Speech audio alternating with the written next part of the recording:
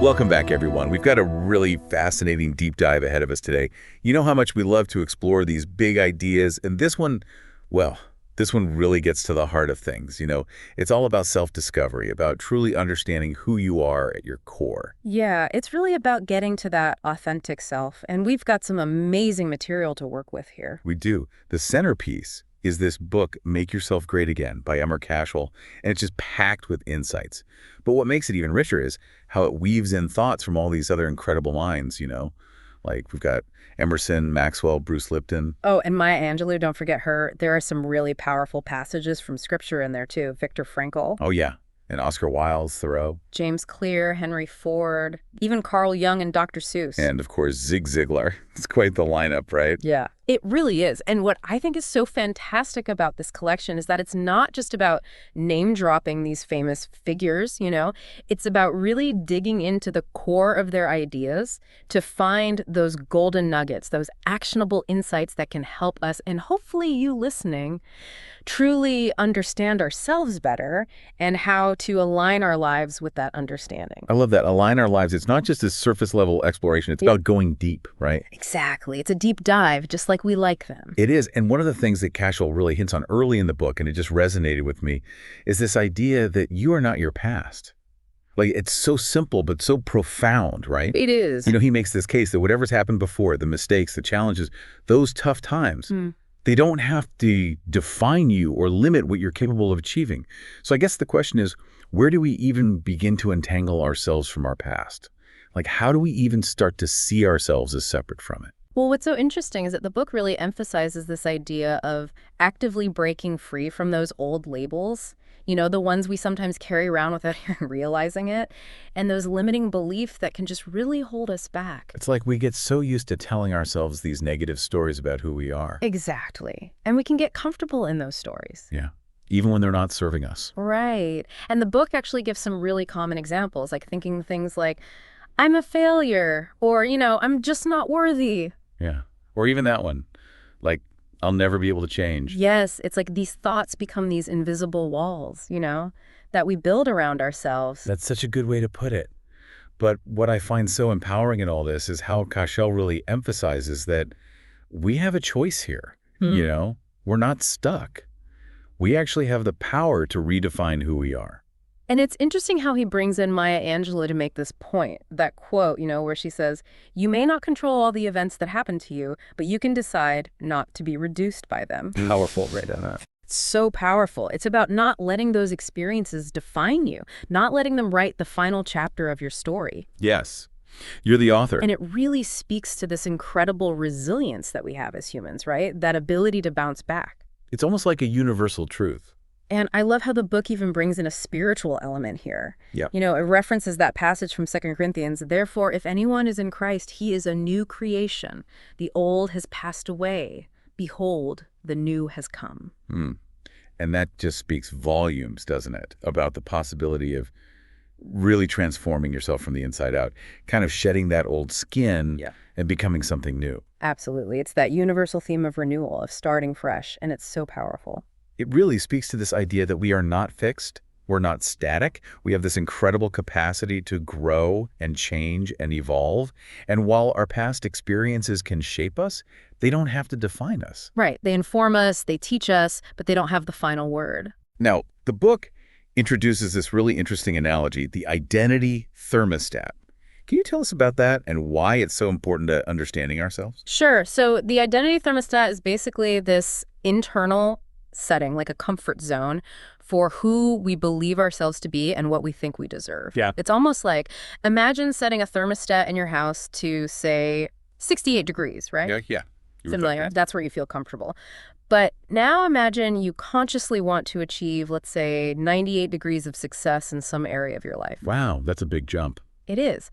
But if your internal thermostat, that deeply ingrained belief about your capabilities and your worth, is still set at that lower temperature, you might actually end up sabotaging your own efforts without even realizing it. It's like we're subconsciously trying to stay within those comfortable limits, even if they're not really serving our goals. Exactly. So how do we go about changing that internal setting? How do we raise that thermostat?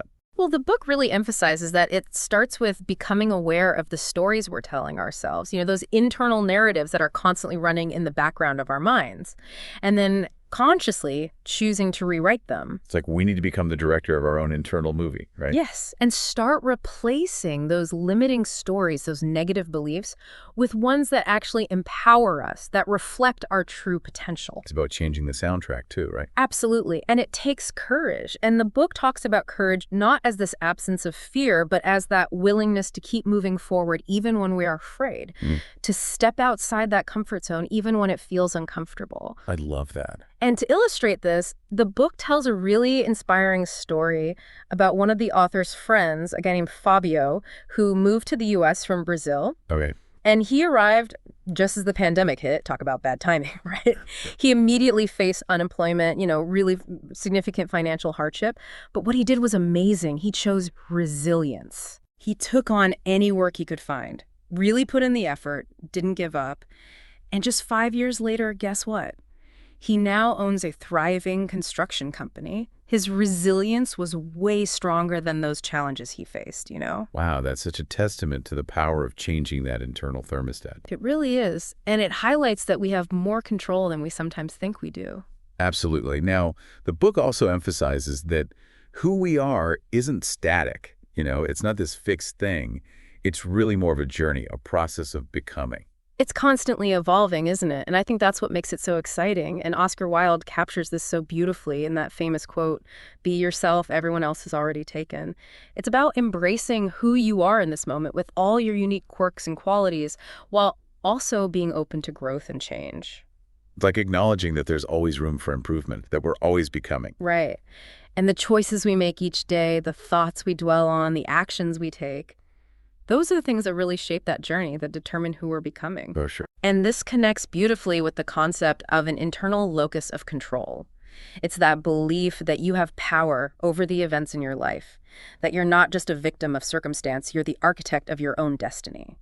And the book argues that cultivating that kind of mindset, believing that you have agency, is absolutely crucial for truly taking ownership of your present and your future. And that leads us perfectly into the next big idea, the power of choice. Yeah. Yes. And John Maxwell, who, as you mentioned, was a mentor to M.R. Cashel, puts it so eloquently.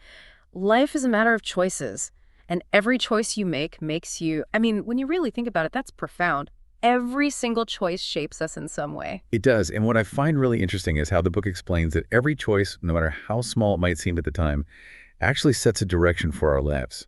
Like it influences the paths we end up taking, the habits we form. It's like those little forks in the road. Yeah. And even the opportunities that either present themselves or that we miss because of the choices we've made. It's like every decision is a little brushstroke on this big canvas of our lives. And over time, it all comes together to create the bigger picture. Exactly. And it's so easy to fall into the trap of thinking those small, everyday choices don't really matter that much, But the book really emphasizes that they do. Over time, they accumulate, and ultimately, they can have a huge impact on the direction our lives take. It's that compounding effect. It's like that saying, what you do every day matters more than what you do once in a while. Precisely. And this idea resonates with wisdom from across the ages. The book quotes Aristotle, who said, we are what we repeatedly do. Excellence, then, is not an act, but a habit. It's about recognizing that it's our consistent choices, those things we do day in and day out, that really shape our character and determine who we become. So true. And there's that other quote, I think it's from Galatians, that the book brings up, a man reaps what he sows. Oh, yes. That one's powerful. It's this universal principle that our actions have consequences. Our choices, good or bad, they all have ripple effects. And again, if we connect this to that bigger idea of self-discovery, it really underscores our responsibility for how we respond to the circumstances we face. We might not always be able to control what happens to us, but we can choose how we react. And those reactions, those choices ultimately shape who we are. So even those seemingly insignificant decisions we make every day, they all add up. They really do. And the book then moves on to another really crucial element in this journey of self-discovery, and that's having a dream. It quotes Henry David Thoreau, who said, "Go confidently in the direction of your dreams, live the life you have imagined." So the question is, why is having a dream so essential to understanding our true selves? Well, the book makes the case that who you are at your core really lays the groundwork for what you do and who you become, right? And our dreams, I think, often reflect our deepest passions, our values, those things that truly matter to us. It's about aligning your actions with your heart, your deepest desires. Yes. And I love how the book uses Martin Luther King Jr.'s famous "I Have a Dream" speech as an example. Yeah. That wasn't just a wish, it was a vision that fueled his actions and helped shape a nation. And dreams give us purpose, right? They provide that sense of direction. And when you're working towards something you truly believe in, it builds resilience. You become more disciplined, more creative. You're willing to push through those challenges because you have that bigger vision in mind. And it's not just about achieving your own dreams, is it? Right. The book also talks about this ripple effect, how pursuing your dreams can inspire others and even make a positive impact on the world around you. It's contagious. Like your passion can ignite passion in others. And that brings us to another essential point, right? Yeah. You actually have to start.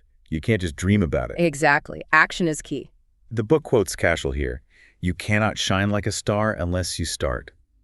It's about taking that first step, even if it feels small. And I think so many of us get stuck in that planning phase, Like we want everything to be perfect before we begin.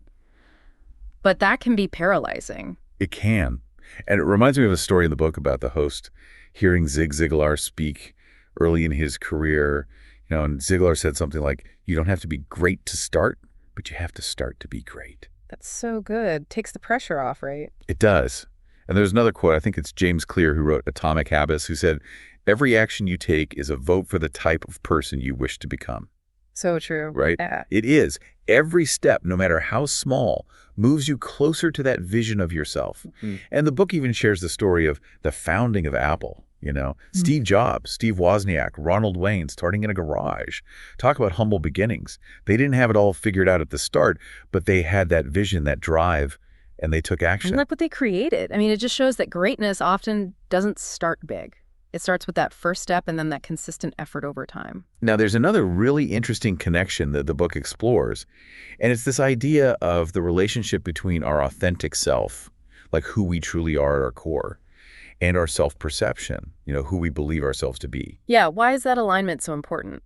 Well, the book makes the point that when those two things are in sync, when who you believe yourself to be is aligned with who you truly are, it creates a sense of genuineness, of authenticity, and that leads to greater self-confidence, right? You're not trying to be someone you're not. You're living in alignment with your values. Exactly. But what happens when there's a disconnect between those two? Well, the book talks about how that disconnect can lead to confusion, to anxiety. You might even experience imposter syndrome, that feeling of not being good enough or not belonging. And it can also make it really hard to make decisions, right? Definitely. Because you're not sure what truly resonates with you, what feels right. So how do we work towards bridging that gap? How do we get those two things in alignment? Well, the book emphasizes self-reflection, taking the time to really examine your beliefs, your values, and to challenge those old stories that might be holding you back. It's about cultivating a deeper sense of self-awareness and learning to embrace all parts of yourself, both the strengths and the imperfections. Well, that. And to really bring this idea to life, the book shares the amazing story of Nelson Mandela. Oh, yes. What a powerful example. Right. Despite being in prison for 27 years, labeled a criminal by the regime, he never wavered in his belief in justice, in equality. He used that time for reflection, for growth. He did. And when he was finally released, he didn't seek revenge. He chose forgiveness. He chose collaboration. He led South Africa through this incredibly difficult transition to democracy with grace and strength. It's such a testament to the power of inner strength and staying true to your values, even in the face of such adversity. Absolutely. Now, the book also explores the idea of our identity from another angle, a more, I guess you'd say, spiritual perspective. It asks the question, who are we in the eyes of a creator? That's a big one. It is. The book introduces this concept that we are not just products of random chance, but that we were intentionally designed, each with a specific purpose. It even quotes a passage from Ephesians. For we are God's handiwork, created in Christ Jesus to do good works, which God prepared in advance for us to do. So it's not about seeing ourselves as accidents, but as masterpieces. Exactly. And that can be really empowering, right? It is, because it gives us a sense of belonging, a sense of direction, a sense of hope. Even if you don't subscribe to a specific religious belief, the underlying message is that you have value, you have purpose. And that leads us to the final overarching message of the book, right? Which is this idea that you need to become you. And to quote Carl Jung, the privilege of a lifetime is to become who you truly are. Love that. It's a journey, a process that unfolds throughout our lives, and the book encourages us to embrace that, to keep growing, keep evolving, and to not limit ourselves. It even brings in Dr. Seuss, today you are you, that is truer than true, there is no one alive who is youer than you. I love that quote. It's so simple, yet so profound. It is, and it's about celebrating that uniqueness, right? Exactly. And Kaushal himself says, an original masterpiece is worth far more than 1,000 cheap copies. It's about being true to yourself, not trying to be a copy of someone else. And there's this great anecdote in the book about the host trying to imitate other public speakers early in his career. And it just felt so inauthentic, He's like trying to wear someone else's clothes. They don't fit right. Or even their armor, right? Like the analogy of David trying to wear Saul's armor, it just hindered him. Exactly. And the book really stresses that in order to create the future you want, you have to first understand who you are now.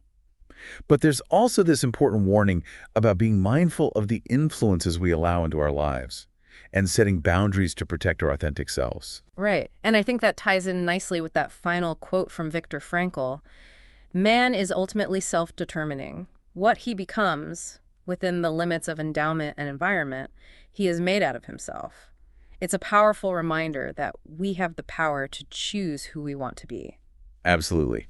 And the book ends with this really great call to action, go MYGA, which I think is a great way to sum it all up, It is. So as we wrap up this deep dive, what are some of the key takeaways that you hope our listeners will really carry with them? I think the most important ones are, first, understanding that you have the power to detach from your past, It doesn't have to define you.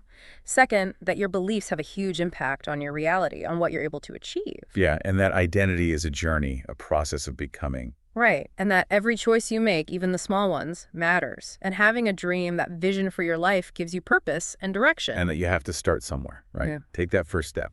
Absolutely. And then strive to align who you believe yourself to be with who you truly are at your core. Celebrate your uniqueness. And finally, remember that you are ultimately the author of your own story. That's so well put. And I think that leads us to a final thought for our listeners to consider after our conversation today. What is one old label, one limiting belief that you can consciously choose to let go of right now? Or what is one small concrete choice that you can make today that aligns with the person you truly aspire to be? We hope that this deep dive has given you some valuable insights and inspired you to continue on your own journey of self-discovery. Thanks for joining us. We'll see you on our next deep dive. For more information, visit GoMyGA.com.